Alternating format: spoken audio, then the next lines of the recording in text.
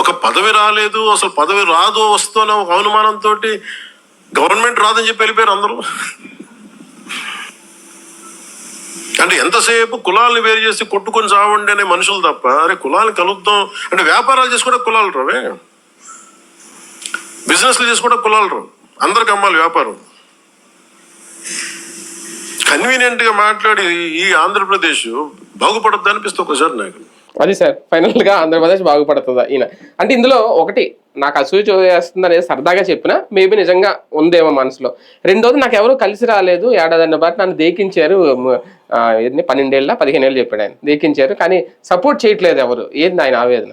ఇక్కడ నేను చెప్పిన పరిపక్వత లేని రాజకీయం అన్నది అక్కడే పాయింట్. ఫ్రమ్ ద బిగినింగ్ ఆయనకు పరిపక్వత లేకపోవడం అంటే ఇవన్నీ నీలో నువ్వు ఆత్మశోధన చేసుకుని స్టెప్ వేయాలి అంతే తప్పించి అది ఓపెన్ గా మాట్లాడినప్పుడు అసూయగానే కనబడుతుంది. అంటే విజయ్ గెలిచిన తర్వాత ఒత్తిడి పెరిగింది పవన్ కళ్యాణ్ మీద మానసికంగా, కార్యకర్తల పరంగా కాదు, మానసికంగా ఒత్తిడి పెరిగింది.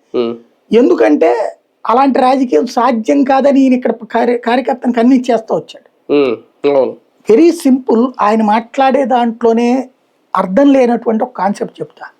ఈయన ఏమంటారు, తమిళనాడుకి మనకి పొంతం లేదంటారు. తమిళనాడు రాజకీయం ఆంధ్ర రాజకీయం సేమ్.